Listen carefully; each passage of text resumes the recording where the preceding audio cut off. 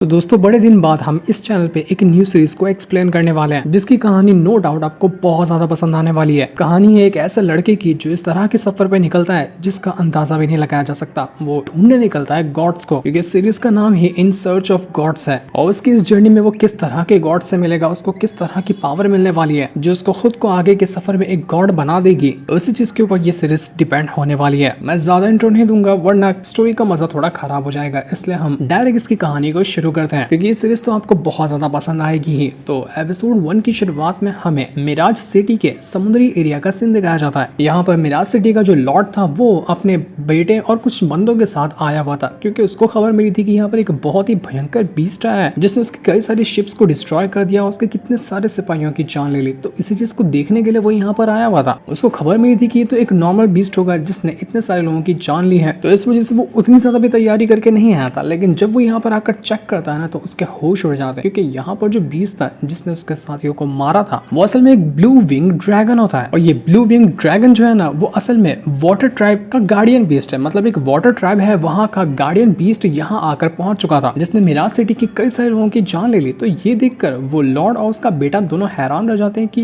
ये यहाँ पर कैसे आ सकता है, आखिर वाटर ट्राइब का बीस्ट हमारे इलाके में कैसे आया। अब बाकियों को तो नहीं पता था कि ये बीस्ट कितना ज्यादा स्ट्रॉन्ग हो सकता है, लेकिन लॉर्ड को पता था कि ये कितना खतरनाक है। वो कहता है अपने साथियों से कि इस बीस्ट को रोक पाना जितनी भी हम लोगों को यहाँ पर लेकर आया ना उनमें से किसी की बस की बात नहीं है, इसलिए तुम सब पीछे रहो, मैं अकेला जाऊंगा इसको रोकने के लिए क्योंकि समुद्र के टॉप 10 बीस्ट में से एक है ये। तो लॉर्ड सीधा जा चुका था उस ड्रैगन के साथ मुकाबला करने के लिए और अब यहाँ पर इन दोनों के बीच में एक कमाल का बैटल शुरू हो जाता है जहाँ पर लॉर्ड अपनी स्वॉर्ड का यूज करते हुए उस ड्रैगन के साथ मुकाबला करने में लगा हुआ था। वो ड्रैगन भी कुछ कम नहीं था, वो बहुत ज्यादा स्ट्रॉन्ग था, तो वो लॉर्ड को अच्छी खासी टक्कर देता है और दोनों के बीच में हमें एक एपिक बैटल दिखाया जाता है जहाँ पर शुरुआत में तो वो लॉर्ड थोड़ा सा कमजोर नजर आ रहा था, लेकिन आखिरकार वो थोड़ी हिम्मत बनाता है और उसके बाद जितने भी अटैक्स वगैरह थे वो उस ड्रैगन के उसको खत्म करता जाता, क्योंकि ड्रैगन का एक ही मकसद था कि मिराज सिटी के जितने भी लोग यहाँ पर मौजूद हैं उन सभी को खत्म करना। वो इसी मकसद से यहाँ पर आया हुआ था और मिराज सिटी का लॉर्ड है वो, तो उसकी जिम्मेदारी है अपनी सिटी और अपने लोगों को बचाने की, इसलिए वो आखिरी दम तक के वहाँ पर मुकाबला करता है और कहता है कि मैं तब तक नहीं रुकूंगा तब तक कि मैं तुझे काट कर अलग ना कर दूं। तो वो यहाँ पर अपनी एक बहुत ही खास टेक्निक को यूज करता है जिसका नाम था मेरिड वेंस, और उसका यूज करते हुए उसने सीधा का सीधा उस ड्रैगन के ऊपर अटैक कर दिया था। और ये अटैक जब जाकर लगता है ना उस ड्रैगन को, वो ड्रैगन वहां पर ट्रैप हो जाता है, वो बच ही नहीं पा रहा था, उसको अपने हर एक अटैक करने में काफी ज्यादा दिक्कत आ रही थी। तो यही मौका मिलता है यहाँ पर उस लॉर्ड को कि अब वो जाकर उस ड्रैगन की जान ले ले, लेकिन तभी वो ड्रैगन खुद को उस अटैक से बचा चुका था। जैसे ये चीज यहाँ पर उस लॉर्ड का बेटा देखता है कि नहीं उसके फादर कमजोर पड़ते हुए नजर आ रहे हैं, वो सीधा अपना भाला उठाता है और फेंक कर मारता है उस ड्रैगन को ताकि अपने फादर को बचाया जा सके। लेकिन जैसे ही यहाँ पर ड्रैगन ने देखा कि यहाँ पर उस लॉर्ड के बेटे ने मुझ पर अटैक किया तो उसका सारा ध्यान उस तरफ चला जाता है ताकि वो लॉर्ड के बेटे को मार सके। लेकिन वो लॉर्ड अपने बेटे को मारता हुआ कैसे देख सकता था, वो तुरंत जाता है एक बार हिम्मत करते हुए ड्रैगन के पास और जैसे अपने स्लैश का यूज करता है ना, लिटरली वो यहाँ पर उस ड्रैगन को बीच में से अलग कर देता है। उसने काट कर खत्म कर दिया था उस ड्रैगन को, जिस वजह से उस ड्रैगन का खेल खत्म हुआ और मिराज सिटी के ऊपर जो मुसीबत आई थी वो यहाँ पर रुक जाती थी, वरना यहाँ पर अंजाम बहुत बुरा हो सकता था, कई लोगों की जान जा सकती थी। अब इन लोगों ने यहाँ पर इस ड्रैगन को तो मार दिया था, लेकिन गड़बड़ ये थी कि अब वाटर ट्राइब वालों को पता चलेगा कि मिराज सिटी के लॉर्ड ने इस ड्रैगन को मारा है, तो वो इस मामले को ऐसे तो नहीं जाने देंगे, ये मुद्दा काफी ज्यादा बड़ा हो सकता है। इसी वजह से सारे लोग परेशान थे कि अब हम आगे क्या करेंगे। ये लोग यहाँ पर एक खास बात ये भी बताते हैं कि अगर हमारे साथ हमारे डिवाइन एम्परर होते ना तो ये ऐसे छोटे मोटे वाटर ट्रैप वाले लोग कहाँ ही हमारे सामने हिम्मत कर पाते आवाज उठाने की। लेकिन पता नहीं हमारे डिवाइन एम्परर पिछले कई सालों से कहाँ जाकर गायब हो चुके हैं, वो मिल ही नहीं रहे, किसी को बिना बताए वो निकल गए, आज तक के पता ही नहीं कि वो कहाँ पर मौजूद है। लॉर्ड अपने बेटे से कहता है कि बेटे तुम फिक्र मत करो, जो भी होगा ना उसको मैं हैंडल करने की कोशिश करूंगा। वैसे भी रात ज्यादा हो गई है, अब हमें यहाँ से चलना चाहिए क्योंकि मुझे ऐसी फीलिंग आ रही है कि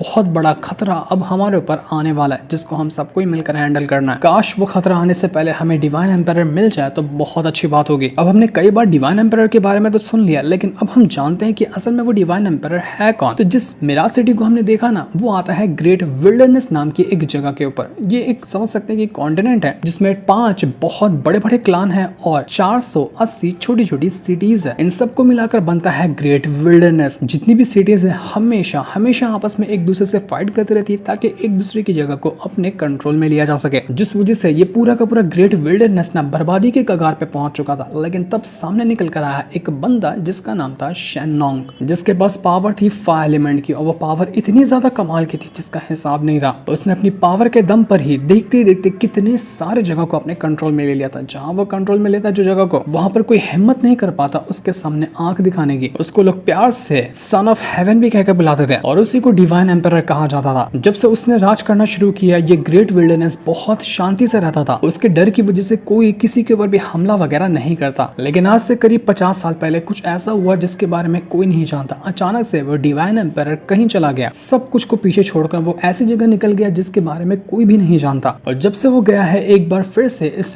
ग्रेट विल्डरनेस के अंदर आपस में झगड़ा करने का जो सीन है वो शुरू हो गया। अब एक बार फिर से लोग एक दूसरे के ऊपर हमला करते हैं और उसकी जगह पर कंट्रोल बनाने की कोशिश करते हैं।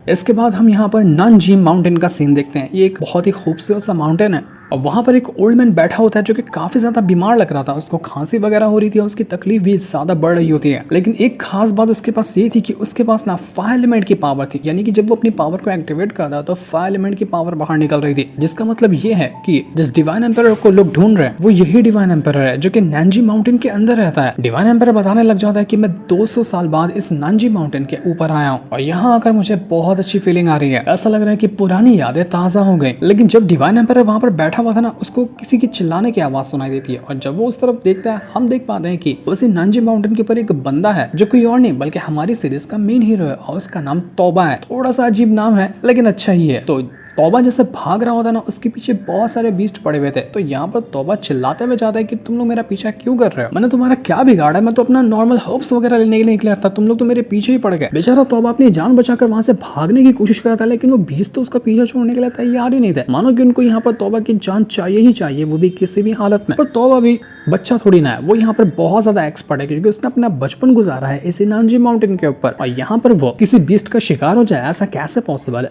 तौबा यहाँ पर तुरंत अपनी पावर का यूज करते हुए बस भागना शुरू करता है और भागते भागते वो एक खाई के पास आकर अटक चुका था। वो खाई से छलांग मारता है और बेलों के जरिए वो आगे बढ़ना शुरू कर चुका था। उसने ये उम्मीद लगाई थी कि बीस्ट वगैरह तो खाई के अंदर नहीं आ सकते, ना ही वो बेलों के ऊपर छलांग मार सकते और उसका अंदाजा कुछ हद तक के तो सही था। लेकिन वो ये चीज भूल गया था कि यहाँ के बीस्ट बहुत ज्यादा मिस्टीरियस है। वो सारे बीस्ट दिमाग लगाते हैं और पानी के अंदर कूद जाते हैं। पानी के अंदर कूदने के बाद तो उन्होंने सीधा जंप मारना शुरू कर दिया था ऊपर की तरफ, जहाँ रस्सियों से और बेलों से लटका हुआ था वही तौबा। इससे होता यह है कि बेचारा तौबा एक बार फिर से फंस जाता है और वो सीधा पानी के अंदर जाकर गिर चुका था। उसको समझ नहीं आ रहा था कि वो करे तो करे क्या। बेचारा फिर से भागने लगता है कि नहीं यार, ये बीस तो मेरे पीछे ही पड़ गए, ये लोग मुझे छोड़ने वाले नहीं है। तो एक बीस जैसे उसको एक बार धक्का मारता है ना, तौबा सीधा जाकर गिरता है एक पहाड़ी के ऊपर और ये उसी पहाड़ी के ऊपर गिरा था जहाँ पर बैठा हुआ था वही डिवाइन एम्परर। डिवाइन एम्परर जब यहाँ पर देखता है तौबा को तो वो हैरान रहकर पूछता है उससे कि यंग मैन तुम हो कौन? मैंने तुम्हें इससे पहले यहाँ पर कभी नहीं देखा। डिवाइन एम्परर को नजर आते कि तौबा को चोट लगी हुई है, तो तुरंत यहाँ पर डिवाइन एम्परर अपनी पावर को यूज करता है और तौबा को वो ठीक करने में लगा हुआ था। जैसे वो उसको ठीक कर रहा होता है, तौबा यहाँ पर काफी जल्दी अपना प्रोग्रेस दिखाता और पूरी तरह से वो रिकवर हो गया था। तो तौबा यहाँ पर डिवाइन एम्परर का शुक्रिया करते हुए कहता है कि ओल्ड मैन आपका शुक्रिया जो आपने मेरी हेल्प की। तो ओल्ड मैन कहता है कि मेरा नाम शेनलोंग है, तुम मुझे शेनलोंग कहकर बुलाओगे तो भी चलेगा। वैसे तुम मुझे अपने बारे में बताओ कि तुम्हारा नाम क्या है, तुम कहाँ से आते हो और तुम करते क्या हो?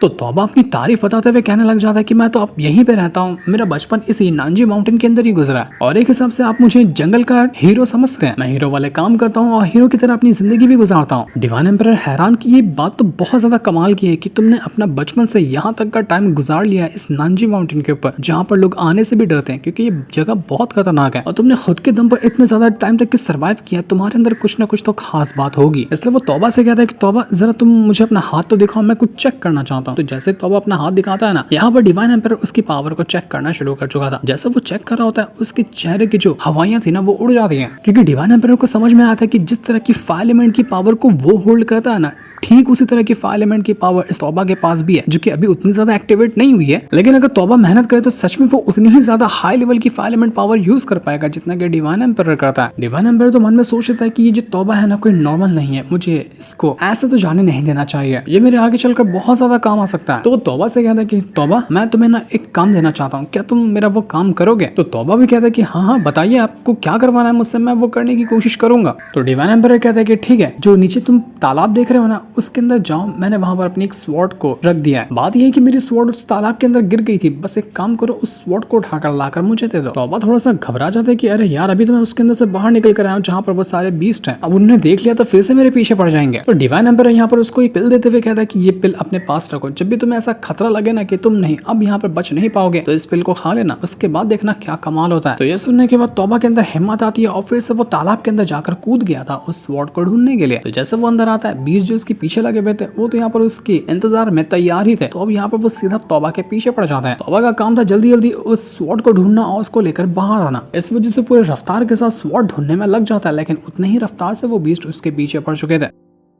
इसी तरह से आगे बढ़ते हुए जब तौबा जा रहा था ना, उसको वहां पर नजर आता है एक व्हाइट ड्रैगन डियर जो कि चेन से उसी तालाब की एकदम गहराई के अंदर बंधा हुआ था। जैसे वो डियर देखता है तौबा के पीछे वो बीस्ट पड़े हैं, तो वो सीधा जाता है और उन बीस्ट के ऊपर अटैक करना शुरू कर देता है ताकि तौबा की जान बचाई जा सके। हालांकि वो बंधा हुआ था, लेकिन फिर भी उसने यहाँ पर तौबा की हेल्प की। जब तौबा वहां पर देखता है ना, वहीं पर रखी हुई थी उसी डिवाइन एम्पायर की स्वॉर्ड। तौबा कहता है कि चलो आखिरकार ये मिल तो गई, यही चीज मांग रहे होंगे वो डिवाइन एम्पायर। तो वो उस ड्रैगन डियर का शुक्रिया करने के बाद सीधा उस स्वॉर्ड को उठाने के लिए चला जाता है। जैसे से वो जा रहा था, वो बीस्ट वगैरह एक बार फिर से उसके पीछे पड़ने की कोशिश करता है, लेकिन वो व्हाइट डियर जो था ना, वो वापस से उन बीस्ट को रोकने में लग जाता है ताकि तौबा को चांस मिल जाए उस स्वॉर्ड को बाहर निकालने का। तो अब जब यहाँ पर तौबा स्वॉर्ड को बाहर निकालने की कोशिश करता है, उसको आवाज आने लगती है कि वो जो डियर है काफी ज्यादा दिक्कत में है। तो सोचता है तौबा की जल्दी जल्दी मैं स्वॉर्ड निकाल लेता हूँ और इसके जरिए उन बीस्ट को मार डालूंगा। पर कमाल की बात ये थी कि वो स्वॉर्ड को कितनी बार भी निकालने की कोशिश करता, वो स्वॉर्ड को उठा ही नहीं पा रहा था। इतनी ज्यादा टाइट हो गई थी स्वॉर्ड जिसका हिसाब नहीं था। तौबा की हालत खराब होने लगती कि अब मैं क्या करूँ, मैं स्वॉर्ड को कैसे बाहर निकालूंगा। अगर जल्दी मैंने कुछ नहीं किया तो ये सारे बीस्ट मिलकर उस डियर को तो मार डालेंगे। तब तौबा को याद आता है कि अरे हाँ, उस डिवाइन एम्पायर ने तो मुझे एक पिल दी थी ना, एक काम करता हूँ उस पिल को खा लेता हूँ। तो तौबा तुरंत यहाँ पर उस पिल को खा जाता है और जैसे उसने यहाँ पर उस पिल को खाया था ना, उसके अंदर ऑरा का जो भवंडर क्रिएट होता है उसका हिसाब नहीं था। सच में वो यहाँ पर अब पहली बार अच्छी तरह से अपने फायर एलिमेंट की पावर को यूज कर पा रहा था, क्योंकि उसको खुद नहीं पता कि उसके पास फायर एलिमेंट की पावर है। और इस पिल ने उसकी पावर को एक्टिवेट करवाने में उसकी हेल्प की। तो इसी पावर का यूज करते हुए वो यहाँ पर जब स्वॉर्ड निकालने की कोशिश करता है, तो इस बार फाइनली वो स्वॉर्ड बाहर आने लग जाती है और पूरा इलाका उसके ऑरा से भर चुका था, मानो कि यहाँ पर कोई फॉर्मेशन क्रिएट हो रहा हो जो कि उस स्वॉर्ड को बाहर निकालने की वजह से हो रहा है। आखिरकार तौबा ने उस स्वॉर्ड को बाहर निकाला और जैसे उसने बाहर निकालता है ना स्वॉर्ड को, आसमान के अंदर फायर एलिमेंट का एक क्लाउड क्रिएट हो गया था जो कि तौबा के ऑरा से ही बना था। जब डिवाइन एम्पायर ये चीज देखता है, वो बिल्कुल हैरान रह चुका था। वो कहता है कि सच में ये बंदा बहुत लाजवाब है, इतनी कम उम्र में इसकी जो फायर एलिमेंट की पावर है ना, वो बिल्कुल पीक पर है। थोड़ी सी अगर इसको गाइडेंस, थोड़ी सी मेहनत मिल जाए ना, उसके बाद ये बंदा सच में बहुत ज्यादा कमाल का होगा। अब तौबा वही यहाँ पर स्वॉर्ड उठाता है और पटक पटक कर मारना शुरू कर देता है जितने भी बीस्ट वगैरह यहाँ पर आए थे ना उनको। अब उस स्वॉर्ड के सामने तो वो बीस्ट रद्दी पर भी टिक नहीं पा रहे थे। उन बीस्ट ने यहाँ पर उस व्हाइट डियर को भी छोड़ दिया था और अपनी जान बचाकर भागने की कोशिश करता है, लेकिन तौबा कहीं छोड़ने वाला था। वो एक के बाद एक करते हुए सारे बीस्ट को कचर देता है, पत्थरों के नीचे से उसने उसको दबा दिया था और साथ ही साथ वो यहाँ पर उस व्हाइट डियर को भी आजाद कर देता है उसके चेन से। पर गड़बड़ यहाँ पर ये हो जाती है कि तौबा ने यहाँ पर जैसे उस स्वॉर्ड का यूज किया ना, स्वॉर्ड आधी टूट जाती है। तौबा भी हैरान कि ये क्या हुआ, स्वॉर्ड कैसे टूट गई। और स्वॉर्ड टूटने साथ ही वो यहाँ पर बेहोश होने लग गया था। तब वहाँ पर वो जो व्हाइट डियर होता है ना, वो तौबा को उठाता है और उसको उठाकर तालाब के बाहर लेकर आता है। तौबा जल्दी से डिवाइन एम्पायर के पास आता है और यहाँ पर आने के बाद वो उससे माफी मांगना शुरू कर देता है। तौबा यहाँ पर उस डियर से भी कहता है कि तुमने मेरी जान बचाई, तुम्हारा इसके लिए बहुत बहुत शुक्रिया, लेकिन मैं तुमसे पूछना चाहता हूँ कि तुम्हें यहाँ पर ट्रैप किसने किया था। पर डियर यहाँ पर उसको कुछ भी नहीं बताता, बस यहाँ पर वो उससे दोस्ती करना चाह रहा था और ऐसा लग रहा था कि दोनों के बीच में अभी पक्की वाली दोस्ती हो चुकी है। इसके बाद तौबा जो था वो चला जाता है उस डिवाइन एम्पायर को उसकी वो स्वॉर्ड वापस करने के लिए। घबराया हुआ तो थोड़ा सा था ही, क्योंकि उसने स्वॉर्ड का कबाड़ा कर दिया ना, उसने स्वॉर्ड को तोड़ दिया, जबकि डिवाइन एम्पायर ने तो अच्छी सही सलामत स्वॉर्ड लाने के लिए उससे कहा था। जब तौबा यहाँ पर आया था ना, उसको नजर आता है कि डिवाइन एम्पायर एक खास तरह की धुन अपने बांसुरी के जरिए बजा रहा है, जो कि बहुत प्यारी धुन थी। तो ये देखते साथ ही तौबा जल्दी से आता है डिवाइन एम्पायर के पास और उससे माफी मांगते हुए कहता है कि ये स्वॉर्ड मुझसे टूट गई, मैं ले तो आया स्वॉर्ड लेकिन टूट गई है, उसके लिए आप मुझे माफ कर देना। लेकिन तभी डिवाइन एम्पायर जो थे उनको तकलीफ होने लगती, वो खून की उल्टियां करने लग गए थे। तौबा हैरान कि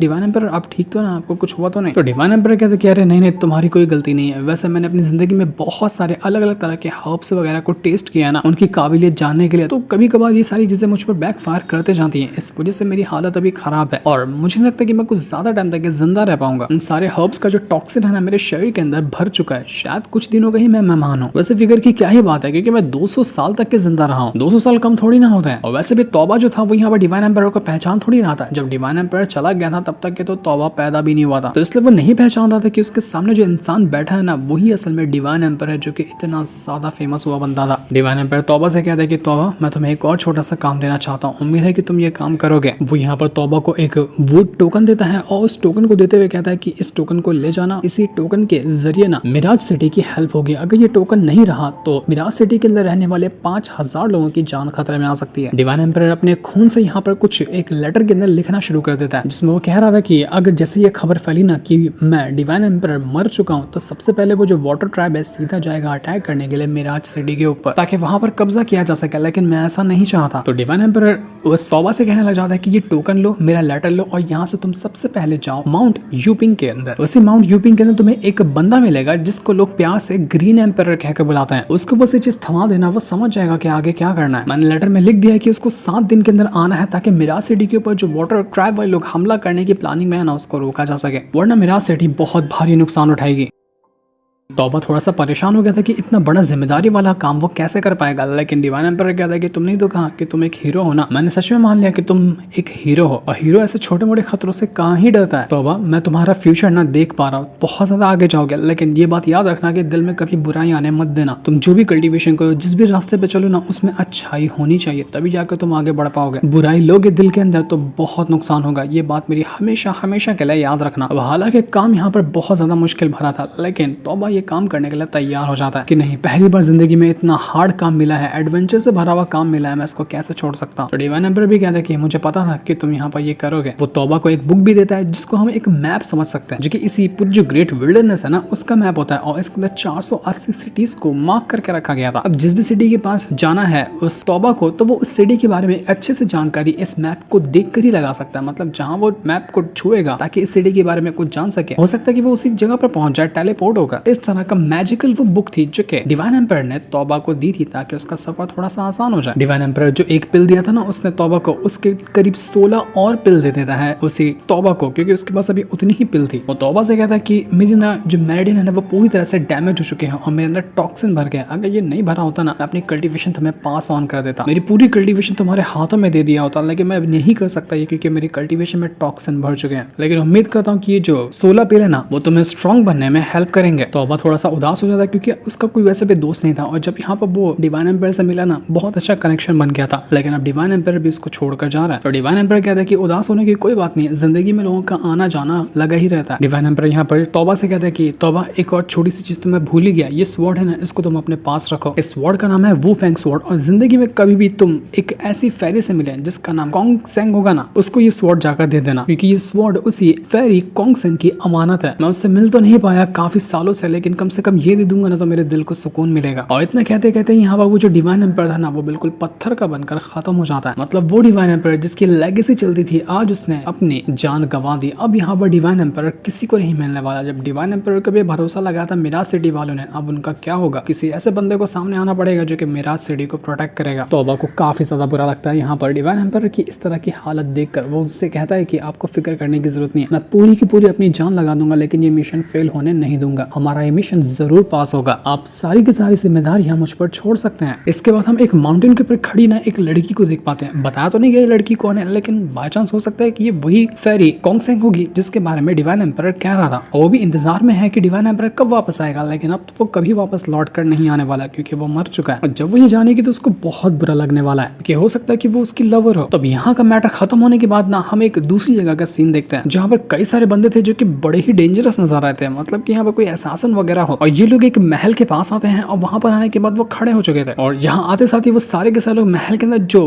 बंदा बैठा है ना, उसको ग्रीट करते हुए कहने लग जाते हैं कि हम आपकी खिदमत में हाजिर हैं, ट्रू गॉड। तो महल के अंदर से आवाज आती है कि मैंने तुम्हें जिस काम के लिए भेजा था, यानी कि उस डिवाइन एम्परर का पता लगाने के लिए भेजा था, क्या तुमको उसकी लोकेशन मिली? तो जितने भी लोग थे वो लोग कहते हैं कि अभी तो हमें वो नहीं मिली, हमने पूरी तरह से कोशिश की, नानजी माउंटेन को भी छान लिया, लेकिन वो डिवाइन एम्परर का कोई पता हमें नहीं चला। हम मानते हैं कि हमने गलती की है और आपका काम पूरा नहीं कर पाए, तो इसके बदले आपको हमें जो सजा देनी हो हम वो सजा भुगतने के लिए तैयार है। हमने जो गलती की है उसकी आप हमें सजा दे सकते हैं। तो अंदर जो बंदा बैठा था ना, वो यहाँ पर कहने लग जाता है कि देखो इसकी कोई जरूरत नहीं है। अब जब तुम लोगों को यहाँ पर वो डिवाइन एम्परर नहीं मिला, तो मिराज सिटी वालों को कहाँ से ही मिल जाएगा? और जब मिराज सिटी वालों को डिवाइन एम्परर नहीं मिलता है, तो वो लोग अपने आप को बचाएंगे कैसे? उनके पास थोड़ी ना ऐसा कोई दूसरा बंदा है जो कि उनको प्रोटेक्ट करने के काम आएगा। वही डिवाइन एम्परर ही तो उनको प्रोटेक्ट करता था। अब तो उनकी वाट लगने वाली है, और अब यहाँ पर उस मिराज सिटी को अपने कंट्रोल में लेना बिल्कुल भी हमारे लिए मुश्किल नहीं होगा। ऐसा लग रहा जाता है कि जो लोग है ना, ये वही वाटर ट्रैप के लोग हैं जिन लोगों ने मिराज सिटी के ऊपर उस ड्रैगन के जरिए हमला करवाने की भी कोशिश की थी। तो वो जो अंदर बंदा बैठा था ना महल के, वो कहता है कि अब अगला टारगेट है उस ग्रीन एम्पर जो है ना उसको ढूंढना। जासूस लगा दो उसके पीछे, कितनी तरह की जो होता है ना रिसोर्सेज सब लगा दो। मैं देखना चाहता हूँ कि उस ग्रीन एम्पर का मिराज सिटी वालों के साथ क्या चक्कर चल रहा है, क्योंकि अगर बीच में ग्रीन एम्पर आ गया उस मिराज सिटी को प्रोटेक्ट करने के लिए तो हमारे लिए ये काम करना थोड़ा सा और मुश्किल होगा। इसलिए मैं नहीं चाहता कि मेरे काम में कोई भी बाधा है, मुझे किसी भी तरह से उस मिराज सिटी के ऊपर अपना कंट्रोल बनाना है। और मैं उम्मीद कर रहा हूँ कि तुम लोग यहाँ पर पूरी तरह से मेरी बात समझ गए होंगे। तो बाकी के भी बंदे कहने लग जाते हैं कि ठीक है, हम आपकी बात पूरी तरह से समझ चुके हैं।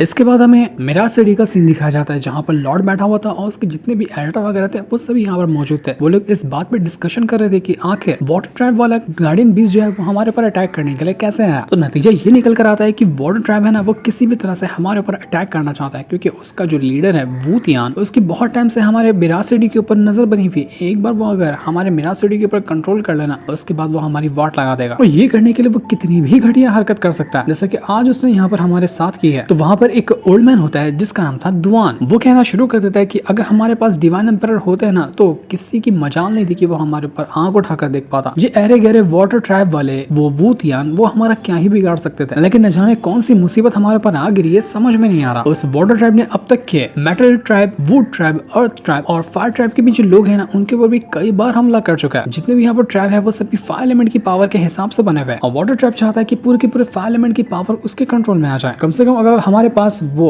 वुड ट्रैप के वो जो ग्रीन एम्परर है वो भी आ जाते ना तो हमारे लिए कुछ ना कुछ तो फायदा होता है, लेकिन वो न जाने कौन सी जगह पर जाकर सेक्लूशन के अंदर अपनी कल्टीवेशन कर रहे हैं पता ही नहीं चल रहा। हमें तो मालूम भी नहीं कि वो ग्रीन एम्परर कहाँ रहते हैं। वो अगर पता होता तो हम उनके पास जाकर मदद मांग लिए होते ताकि वो उस वाटर ट्रैप से लड़ने में हमारा साथ दे सके। और ये लोग यहाँ पर टेंशन में थे कि तभी वहां का दरवाजा खुलता है और अंदर से 6-7 बंदे बाहर निकल कर आते हैं। ये लोग यहाँ पर आके कहने लग जाते हैं कि क्या करोगे तुम लोग, तुम जाकर डिवाइन एम्परर से हमारी शिकायत करोगे? बल्कि शिकायत तो हमें तुम्हें करनी चाहिए, क्योंकि तुमने ही हमारे वाटर ट्रैप के इतने पावरफुल ड्रैगन बीस्ट को काट डाला। वो हमारा गार्डियन बीस्ट था और इतनी बड़ी हरकत करने के बाद तुम सोचते कि तुम बच जाओगे। यानी कि ये बंदे जो आए हुए थे वो शायद वाटर ट्रैप से ही आए हुए थे। और उनमें एक बंदा होता है जिसका नाम था शी शेलियांग, जो कि यंग मास्टर टाइप लग रहा था और उसी का कहना सारे के सारे लोग मान रहे थे। तो इस चीज को देखकर मिराज सिटी वाले काफी ज्यादा भड़क जाते हैं और कहने लग जाते हैं कि तुम्हारी हिम्मत कैसी हुई जो हमारे महल के अंदर घुसकर आए हो, इतना जिगरा तुम्हें कैसे मिला? और वैसे भी इतना जो तुम कह रहे हो हमने कौन सा गलत काम किया? क्योंकि पिछले 1 महीने से कोई बीस्ट था जिसने हमारे कई सारे शिप्स को डिस्ट्रॉय किया, हमारे कई सारे लोगों की जान ले ली। तो क्या हम अपने लोगों को प्रोटेक्ट करने के लिए इतना भी नहीं कर सकते हैं? हम अपने लोगों को बचाने के लिए वहां पर आर्मी लेकर गए थे और वहां जाकर तुम्हारे उस ड्रैगन को खत्म किया हमने, जिसको रिलीज करने वाले भी तुम लोग ही थे। तुमने ही वहां पर उस ड्रैगन को भेजा था ना ताकि हमारे को और ज्यादा नुकसान पहुंचाया जा सके। अब तुम्हारा प्लान फेल हो गया तो यहाँ पर हमारे ऊपर इल्जाम लगाने के लिए आए हुए हो।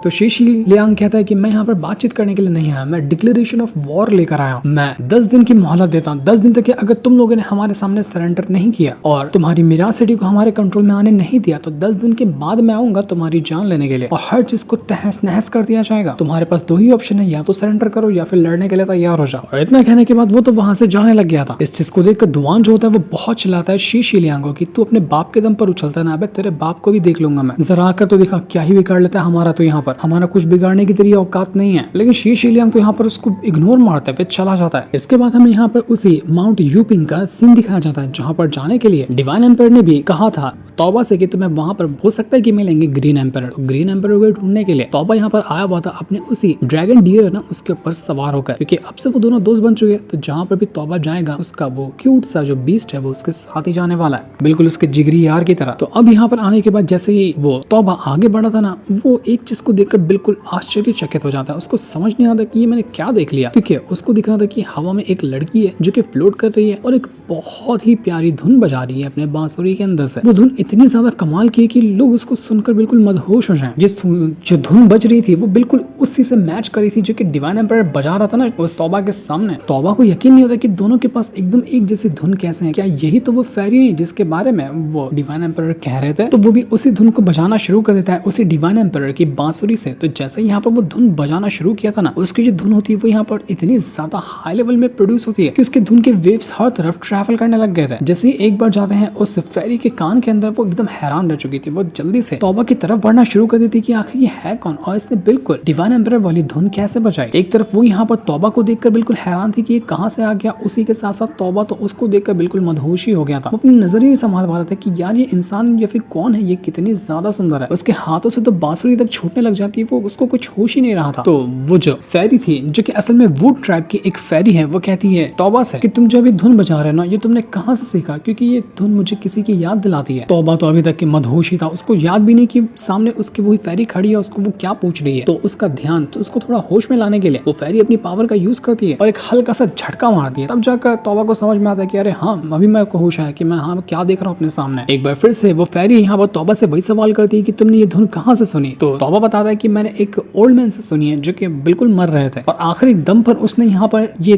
धुन बजाई थी जिसको मैंने सीख लिया। फेरी ये सुनकर काफी ज्यादा इमोशनल हो जाती है कि वो मर रहे थे, क्या तुम्हें उनका नाम पता है कि उनका नाम क्या था। तो तौबा कहता है कि हाँ मैंने सुना तो था उनका नाम शेनलॉन्ग था। ये सुनते साथ ही वो जो फेरी थी ना, उसका दिल बिल्कुल टूट जाता है क्योंकि पता चल चुका था उसको कि डिवाइन एम्परर मर चुके हैं और उसका शक यकीन में तब बदल जाता है क्योंकि यहाँ पर तौबा के पास ही उसकी स्वॉर्ड थी। फेरी तुरंत यहाँ पर तौबा से वो डिवाइन एम्परर वाली स्वॉर्ड हासिल कर लेती है और उस स्वॉर्ड को वो अच्छे से देखने लग गई थी। जैसे वो स्वॉर्ड को छूती है ना, स्वॉर्ड के अंदर से कुछ लिखावटें बाहर निकल कर आने लग गई थी और लिखावटों को देखकर एक बार वो फेरी कहती है आंटी, मतलब यहाँ पर जिस लड़की का नाम लिखा हुआ था ना उस स्वॉर्ड के ऊपर, वो असल में इस फेरी की आंटी लगेगी। और इसको याद करते ही वो फेरी यहाँ पर रोना शुरू कर देती है। उसको अपनी आंटी की याद आने लग गई थी और ये आंटी कोई और नहीं बल्कि वही फेरी कॉन्गसोंग है जिसके बारे में डिवाइन एम्परर कह रहा था कि अगर तुम्हें वो मिले ना तो उसको ये स्वॉर्ड लौटा देना। लेकिन अब हालात देखकर ऐसा लग रहा है कि शायद फेरी कॉन्गसोंग जो है ना वो भी अब जिंदा नहीं रही, उसकी कोई रिश्तेदार है ये फेरी जिसके पास अब वो स्वॉर्ड चली गई। और जब इसने याद किया उसी फेरी कॉन्गसोंग को, तो उसको बहुत बुरा लगा अपनी आंटी को याद करके। वो सारे लम्हे याद करने लग जाती है किस तरह से डिवाइन एम्परर और उसकी आंटी एक दूसरे से प्यार किया करते थे और एक दूसरे के खिलाफ कभी नहीं जा सकते थे। स्वॉर्ड जो थी उसको खास करके वो जो फेरी कॉन्गसोंग है उसने बनाया था डिवाइन एम्परर के लिए। और जब से डिवाइन एम्परर के पास वो स्वॉर्ड आई थी ना, वो लिटरली बहुत ज्यादा स्ट्रॉन्ग हुआ था और यहीं से उसके स्ट्रॉन्ग बनने का सफर शुरू हुआ था। वो स्वॉर्ड को दिन रात यूज करता, दिन रात उसको चलाता रहता, तब जाकर उसने उस स्वॉर्ड में मास्टरी हासिल की थी। लेकिन दिक्कत ये थी कि यहाँ पर जितने भी ट्राइब वगैरह है ना, उनका एक रूल है कि अगर ट्राइब की जो सेंट है, मतलब कि सबसे ज्यादा स्ट्रॉन्ग लड़की, उसके पास हक नहीं होता है शादी करने का। अब किसी ने भी शादी के बारे में सोचा भी ना तो उसको हमेशा हमेशा के लिए पिंजरे के अंदर कैद कर दिया जाता है। बड़ा ही डेंजरस रूल था ये। पर फेरी कॉन्गसोंग जो थी वो सच में अपने ट्राइब की सबसे ज्यादा स्ट्रॉन्ग लड़की थी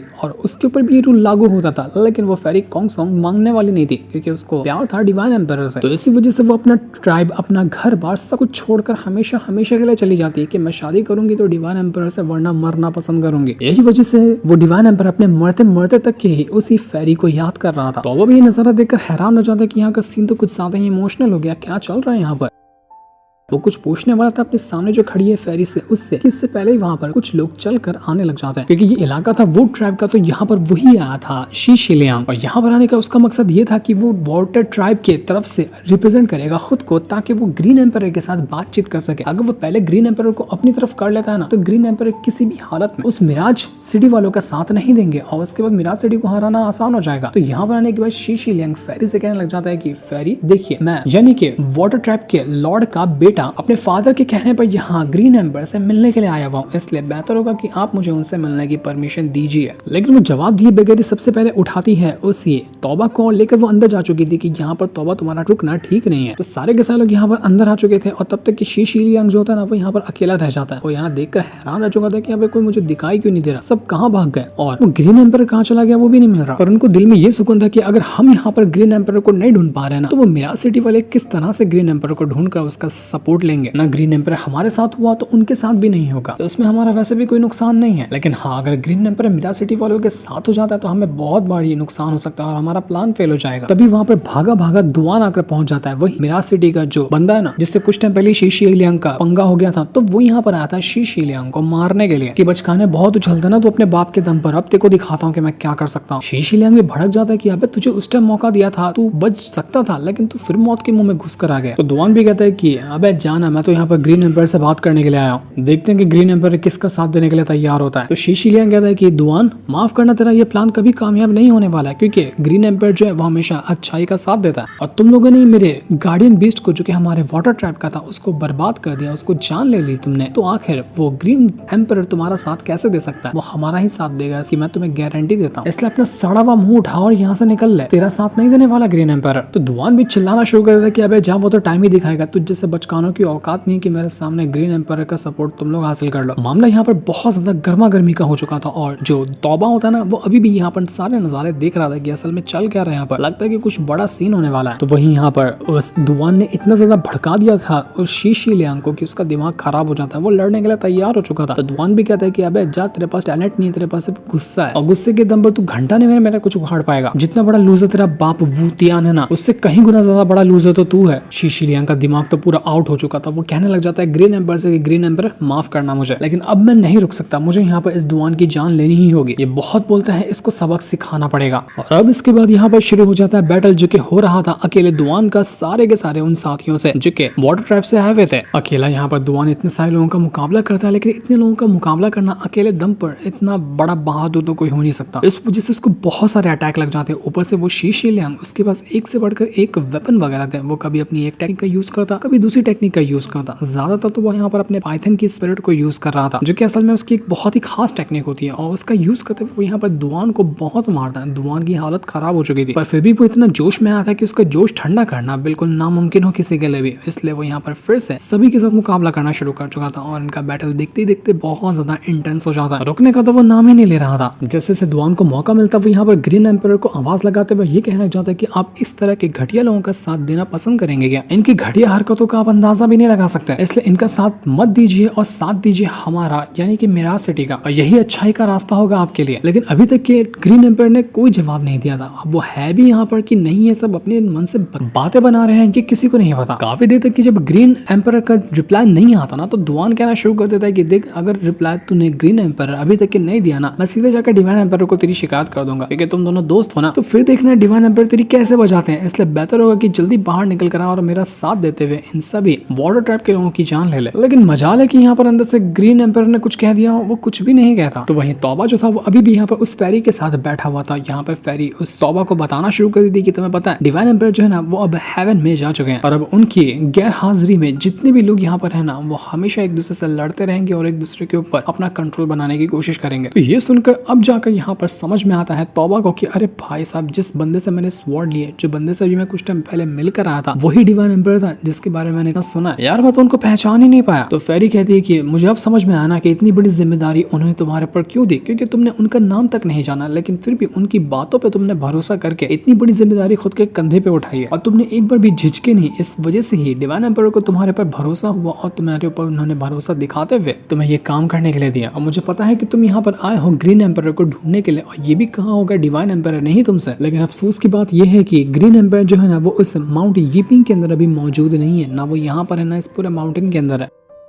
तौबा परेशान कि अब मैं उनको कैसे ढूंढूंगा, वो मुझे कहाँ पर मिलेंगे। तो फेरी कहती है कि बाहर जो तुम्हें दुआन नजर आ रहा है ना, उसको किसी भी तरह से बचा लो। अगर वो बच जाता है ना, तो वही तुम्हें डिवाइन एम्पायर तक के पहुंचा देगा। इसलिए अगर तुम्हें ग्रीन एम्पायर को ढूंढना है तो इस दुआन को किसी भी तरह से बचाना होगा। और बचाओगे कैसे? सामने तो पूरी तरह से वाटर ट्रैप के लोगों ने उसको घेर कर रखा हुआ है। कुछ दिमाग लगाओ या फिर जाकर तुम्हें उनसे लड़ना होगा। उधर वहां पर दुआन तो पागल हो गया था, वो अभी भी चिल्लाते हुए जा रहा था कि ग्रीन एम्पायर अचार डाल रहेगा कमरे के अंदर बैठकर। अबे हिम्मत है तो बाहर निकल कर आ, मेरी मौत का तमाशा देखने के लिए छुपाई गया, बाहर आने तो मैं तुझे छोड़ूंगा नहीं। जब से प्यार से बुला लिया, लेकिन तू आने के लिए तैयार ही नहीं हुआ, जबकि उसको क्या पता कि ग्रीन एम्पायर तो यहाँ मौजूद ही नहीं है। देखते ही देखते उस शी लियांग ने पूरी तरह से अपने पाइथन के अंदर ट्रैप कर दिया था दुआन को, और अब बस यहाँ पर लग रहा था कि उसकी जान जा सकती है। और दुआन कहता है कि नहीं, मैं अपनी सिटी के खातिर अपनी जान गंवाना पसंद करूंगा, लेकिन हार कर जाना नहीं पसंद करूंगा। वो यहाँ पर अपनी और ज्यादा पावर को यूज करता है ताकि किसी भी तरह से अपने आप को छुड़ाकर अपने आप को बचा सके और शी लियांग की वाट लगाई जा सके। इसके बाद तो यहाँ पर उसने मेस्टिकल वेन टेक्निक को यूज कर लिया था। ये टेक्निक ठीक उसी तरह की लग रही थी जिस तरह की टेक्निक को उस मिराज सिटी के लॉर्ड ने भी यूज किया था। और जैसे उसने इस टेक्निक को एक्टिवेट किया ना, सारे के सारे वाटर ट्रैप के बंदों की हालत खराब हो जाती है और यहाँ तक कि उस शीशिलियांग को भी काफी गहरी जाकर चोट लग गई थी। वो अपने आप को बचा तो चुका था, लेकिन यहाँ पर बैटल अब बहुत ज्यादा डेंजरस हो चुका था। जब से बर्दाश्त कर रहा था दुआन, अब बर्दाश्त करने वाला वन नहीं था। पर इस टेक्निक को यूज करने के कुछ ही देर बाद उसकी भी हालत खराब होने लगती, क्योंकि वैसे भी वो उतना ज्यादा रिकवर तो हुआ नहीं इतने लोगों के साथ फाइट करने के बाद। तो यहाँ पर तौबा जो था वो कहने लग जाता है कि मुझे किसी भी तरह से इस दुआन को बचाना है। क्या आपको कोई तरीका पता है कि किस तरह से मैं इसको बचा सकता हूँ? तो यहाँ पर वो जो फेरी थी वो एक छोटा सा दिमाग लगाती है और आइडिया बता देती है उसी तौबा को। तो इसके बाद जैसे ही वाटर ट्रैप के लोग पूरी तरह से घेर कर दुआन की जान ही के लेने वाले थे कि तभी अंदर से आवाज आती है, स्टॉप, रुक जाओ, मैंने कहा सभी को। अब ये आवाज थोड़ी भारी थी, तो ये सुनकर सभी को लगता है ग्रीन एम्पायर यहाँ पर आ रहा है और उन्होंने ये झगड़ा खत्म करने के लिए कहा है। पर हम देख पाते कि असल में ये कारनामा किसी और का नहीं बल्कि अपने तौबा का ही था। वो अंदर से थोड़ी भारी आवाज में कह रहा था कि मैं डिवाइन एम्पायर हूँ, सब लोग यहाँ पर फाइट रोक दो। तो सारे के सारे लोग यहाँ पर अपनी फाइट रोक देते हैं, क्योंकि डिवाइन एम्पायर के सामने कौन ही यहाँ पर फाइट करना चाहेगा। उनको तो ये डर हो गया था कहीं ऐसा तो नहीं कि काफी टाइम से वो डिवाइन एम्पायर हमारे ऊपर नजर बना कर रखे हुए थे, बस सारी की सारी फाइट देख रहे थे। शीशिलियांग भी यहाँ पर तौबा को ही डिवाइन एम्पायर समझकर कहने लग जाता है कि डिवाइन एम्पायर बताइए आप किसका साथ देने के लिए तैयार है? तो तौबा कहता है कि वो सब छोड़ो, पहले ये जो दुआन है ना, इसको मेरे महल के गेट के पास लाकर खड़ा कर दो, मुझे उससे कुछ खास बात करनी है। तौबा दिमाग लगा रहा था कि एक बार दुआन यहाँ पर आ जाए तो उसको अंदर घसीट लेगा, उसके बाद दुआन की जान बच जाएगी। तो जैसे ये काम होता है ना, जल्दी से तौबा आता है उस दुआन के पास और उसको बचाने की कोशिश में लग चुका था। तौबा पहचान लेता है कि मैं तो ग्रीन एम्पायर नहीं हूँ और किसी ने मुझे देख लिया तो दिक्कत हो जाएगी। और उसी के साथ साथ वो जो दुआन था वो भी समझ चुका था कि ये तो कोई बच्चा है, ये तो ग्रीन एम्पायर नहीं है, ये कहाँ से आ गया। और तौबा कहता है कि अरे कुछ आवाज मत करना, मैं तुम्हें बचाने के लिए आया हूँ, आवाज करोगे तो हम दोनों के लगेंगे। तो तौबा यहाँ पर दिमाग लगाते हुए शीशिलियांग से कहना चाहते कि देखो मुझे ग्रीन एम्पायर ने यहाँ पर भेजा है बात करने के लिए, मैं इस दुआन को अंदर ले जा रहा हूँ, इसके साथ वो कुछ बात करना चाहते हैं, तो अब तुम लोग यहाँ से कल्टी मार लो। शीशिलियांग गुस्सा हो जाता है कि हम तो पहले यहाँ पर आए थे और बात करने का ग्रीन एम्पायर से हमारा ज्यादा हक बनता है। लेकिन तौबा कहता है कि अगर तुम लोग यहाँ पर नहीं गए ना तो ग्रीन एम्पायर को बहुत गुस्सा आएगा, वो तुम्हारी वाट लगा देंगे। तो अब डिसाइड तुम्हें करना है कि तुम क्या करने वाले हो। लेकिन उस शीशिलियांग के साथ एक ओल्ड मैन आया हुआ था, वो कहने लग जाता है कि जरा मुझे ढंग से बताओगे कि तुम जो बच्चे ऐसे दिख रहे हो, तुम क्या लगते हो ग्रीन एम्पायर के? वो बाहर क्यों नहीं आया, उसने तुम्हें क्यों बाहर भेजा? ओल्ड मैन तो सीधा ही यहाँ पर उस महल का दरवाजा बंद कर देता है, क्योंकि उसको शक हो गया था कि तौबा ना बहरूपिया कोई उनको बेवकूफ बनाने के लिए। तो तौबा भी समझ चुका था कि यार मेरे तो लग गए, लगता है कि बहाना और थोड़ा बड़ा करना पड़ेगा। वो लोग उससे एक बार फिर से नाम पूछते हैं तौबा से, लेकिन तौबा अपना नाम बताता नहीं। तो अब यहाँ पर उनका शक यकीन में बदल गया था कि ये पक्का कोई बहरूपिया है जिसने हमारे साथ धोखा करने की कोशिश की, हम इसको छुएंगे नहीं। तो शीशिलियांग और बाकी ये बंदे सभी तौबा से लड़ने के लिए तैयार हो चुके थे। वो सभी अपनी पावर का यूज करते हुए उसके ऊपर अटैक करना शुरू करते हैं। सबसे पहले तो यहाँ पर जाता है शीशिलियांग और वो छोड़ने वाला नहीं था तौबा को। नजारा देखकर यहाँ पर दुआन कहना चाहता है तौबा से कि यार तुम बड़े हिम्मत वाले बंदे हो, अगर हम यहाँ पर दोनों जिंदा बचकर निकल जाते हैं ना तो खूब बढ़िया वाली पार्टी दूंगा तुझे मिराज सिटी के अंदर, 3 दिन तक के लगातार पीते रहना, तेरे से 1 रुपया नहीं लूंगा। तौबा भी खुश किया, अरे वाह दारू की बात है, मैं यहाँ पर शांत कैसे बैठ जाऊँ, मैं तो पक्का पीने वाला। वो तुरंत यहाँ पर स्वॉर्ड को बाहर निकाल लेता है जो कि डिवाइन एम्पायर की थी। लेकिन यहाँ पर शीशिलियांग देखकर थोड़ा सा हैरान था, क्योंकि वो अपना चाबुक से कई बार अटैक किया था तो तौबा के ऊपर, लेकिन जितनी बार भी वो अटैक किया ना, कुछ ही पल के अंदर तौबा के अटैक हील हो गए थे। तो इसी वजह से वो कहना शुरू कर देता कि ये बंदा बड़ा मिस्टीरियस नहीं है, इसके ऊपर अटैक का असर क्यों नहीं हो रहा, इतना जल्दी वो खुद को रिकवर कैसे कर लेता है। उसी के साथ साथ इसके हाथ में जो स्वॉर्ड लग रही है ना, वो कोई मामूली स्वॉर्ड तो नहीं लग रही, आखिर ये स्वॉर्ड कैसे हो सकती है इसके पास। तो तौबा कहता है कि अरे ये स्वॉर्ड तो मुझे ग्रीन एम्पायर ने ऐसा खुशी में दी है, मैं उनका डिसेबल होना, तो ऐसी खुशी खुशी में मुझे ये स्वॉर्ड दे दी। वो सच्चाई नहीं बताता कि ये स्वॉर्ड तो डिवाइन एम्पायर की है। तौबा कहता है कि अगर तुझे ये स्वॉर्ड चाहिए ना तो आप मुझसे भिड़ ले और मुझे हरा कर दिखा, मैं ये स्वॉर्ड तुझे दे दूंगा। तो अब यहाँ पर तौबा अकेला हो गया था और उसके साथ पूरी की पूरी आर्मी थी जो उसको लड़ने के लिए, उसकी जान लेने के लिए तैयार थे। एक तरफ से एक अटैक आता तो दूसरी तरफ से दूसरा अटैक आ जाता, सब यहाँ पर तौबा को मारकर उसकी स्वॉर्ड छीनने की कोशिश में लगे हुए थे। लेकिन तौबा को अकेले यहाँ पर मुकाबला करना था इतने सारे लोगों का।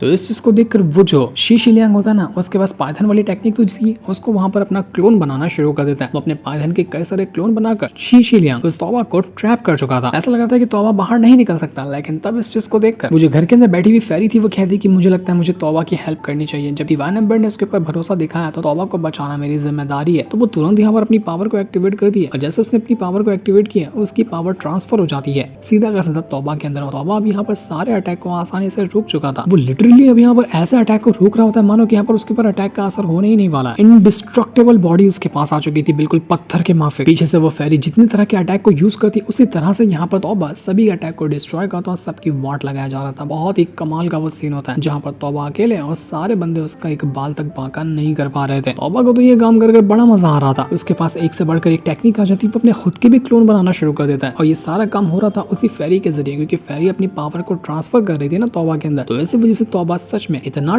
डेंजरस हो चुका था कि उसका मुकाबला करना अब शायद ही किसी के लिए पॉसिबल हो। शी शिलियांग को तो वो पटक पटक कर मारता है, बहुत मारता है उसको, जिस वजह से उसकी हालत खराब हो चुकी थी। यहाँ पर उसने वाटर ट्राइब के लॉर्ड के बेटे को ही मार कर अधमरा कर दिया था। ऐसा लगा था कि वो तौबा उसकी जान ही ले लेगा, लेकिन अटैक करने से पहले वो यहाँ पर अपने स्वॉर्ड को थोड़ा सा पीछे कर देता है, वरना तो स्वॉर्ड सीधा आर पार जाती और शी शिलियांग मर गया होता। पर तौबा ने उसकी जान बख्श दी कि जा बेटा जी ले अपनी जिंदगी। वो जो ओल्ड मैन आया हुआ था शी शिलियांग के साथ, वो यहाँ पर तौबा से माफी मांगना शुरू कर देता है कि देखिए मैं नहीं जानता था कि आपके पास इतनी ज्यादा पावर होगी, हमने तो सोचा कि आप कोई नॉर्मल कल्टिवेटर होगे तो इसलिए आपसे कुछ ज्यादा ही बातें पूछ ली, लेकिन हमें पता होता कि आप सच में इतने ज्यादा स्ट्रांग है तो हम आपके खिलाफ कभी नहीं जाते। हमसे जो गलती हो गई है उसके लिए हम सबको माफ कर दीजिए और ज्यादा गुस्सा ना होइए, हम सभी यहाँ से चले जाएंगे। मैं तो तुम्हारे मास्टर से मिलना चाहता हूँ जिसने तुम्हें इतनी कमाल की ट्रेनिंग दी। आखिर वो है कौन जिन्होंने तुम्हें इतने कम एज के अंदर इतना ज्यादा चीजें सिखा दी हैं। तो पीछे से दुआन कहना शुरू कर देते कि अबे जाओ रे जाओ यहाँ से, एक तो तुमसे ढंग की फाइट नहीं हुई, तुम तौबा को हरा नहीं पाए तो तुम उसके मास्टर के बारे में क्या ही पूछ कर लोगे। उसके मास्टर का तो तुम बाल तक बांका नहीं कर पाओगे, तुम तौबा को ही नहीं हरा पाए तो उसके मास्टर को हराना सोचना ही मत। बेहतर होगा कि उल्टे कदम उठा और यहाँ से कल्टी मार ले, वही अच्छा होगा। तो वाटर ट्राइब के जितने भी लोग थे ना वो वहां से आगे बढ़ने लग गए थे। उनको पता था कि अब वो यहाँ पर नहीं कुछ कर सकते तौबा का, लेकिन वो शी शिलियांग एक गुस्से भरी नजरों में देख कर जाता है उसे तौबा को कि तौबा देखते रहना तू बचेगा नहीं। तौबा भी खूब उसका मजाक उड़ाता है, उसको बाय बाय कहता है कि अबे जाना पहले तू आगे बढ़, बाद में जब आएगा तब देखा जाएगा। शी शिलियांग ऐसा तो शांत बैठने वाले नहीं था, वो कुछ ना कुछ तो हरकत करने के बारे में जरूर सोचेगा। तो अब ये होने के बाद हम एक बहुत ही अजीब से आदमी को देख पाते हैं जो कि इंसान कम कोई डीमन जैसा ज्यादा लग रहा था और एक बहुत ही बड़ा कॉफन उठाकर चल रहा होता है। वो आगे बढ़ते हुए एक बंदे के पास आता है और यहाँ पर आने के बाद जो बंदा था ना सामने वो खड़ा हुआ था। डीमन जैसे आदमी का नाम होता है डिंगजी। अब वो अपने सामने वाले बंदे से कहता है कि लॉर्ड बताइए कि आपके क्या ऑर्डर है, मुझे अभी क्या फॉलो करना चाहिए। तब हमें पता चलता है कि उसके सामने जो बंदा खड़ा है ना वो कोई और नहीं बल्कि तियानवू है, यानी कि वही वाटर ट्राइब का जो लॉर्ड है ना वो शी शिलियांग का बाप। तो तियानवू कहने लग जाता है उसी डिंगजी से कि बताओ मुझे उस माउंट यूपिंग के अंदर क्या हुआ, कैसे सिचुएशन है वहाँ की, कि तुम्हें पता है ना कि ये मैटर कितना ज्यादा सेंसिटिव है। मैं नहीं चाहता कि हमारा ये प्लान फेल हो, ना ही मैं ये चाहता हूँ कि शी शिलियांग को कुछ हो। मुझे उसकी सेफ्टी चाहिए और जिस काम के लिए मैंने उसको वहां पर भेजा है वो काम मुकम्मल होना चाहिए। जाओ और देखो कि वहां पर चल क्या रहा है, मेरा प्लान बस कामयाब हो, मुझे इससे ही मतलब है। तुम्हें जितने रिसोर्सेज चाहिए जो चाहिए सब कुछ लेकर यहाँ से जा सकते हो, बस मेरा काम हो जाना चाहिए। और अगर इस काम को रोकने में कोई भी बंदा तुम्हारे सामने आता है तो तुम सीधा उसकी जान ले लेना, एक बार दोबारा सोचना भी मत। क्या तुम ये काम कर पाओगे? क्योंकि मुझे भरोसे लायक बंदा चाहिए जो मेरा काम आसानी से कर सके। लेकिन वो बेचारा डिंगजी जो था इस काम को लेने ही क्या वाला था कि इससे पहले वहां पर एक लड़की आ जाती जो कहने लग जाती कि मेरी जरूरत कब पड़ेगी आपको, मैं हूं ना यहाँ पर, उनकी वाट लगाने के लिए मैं अकेली काफी हूँ। लेकिन ये लड़की थी कौन? उसकी तो हमें शक्ल तक नहीं दिखाई गई, सिर्फ उसका बदन दिखाया गया जिसे देखकर तो वो काफी कमाल की लग रही थी। और अब ये जिम्मेदारी उठाने वाली है तौबा की वाट लगाने की और मिराज सिटी को अपने मुट्ठी में लेने की। लेकिन अब क्या होगा मिराज सिटी का? क्या तौबा उसको बचा पाएगा? ये तो हमें आगे के एपिसोड में ही पता चलने वाला है। उम्मीद है कि ये सीरीज आपको पसंद आ रही होगी। अगर हाँ तो आप कमेंट्स के अंदर नेक्स्ट एपिसोड लिख सकते हैं ताकि मैं जल्द से जल्द इसका नेक्स्ट एपिसोड ला सकूं। तब तक के लिए थैंक्स फॉर वॉचिंग।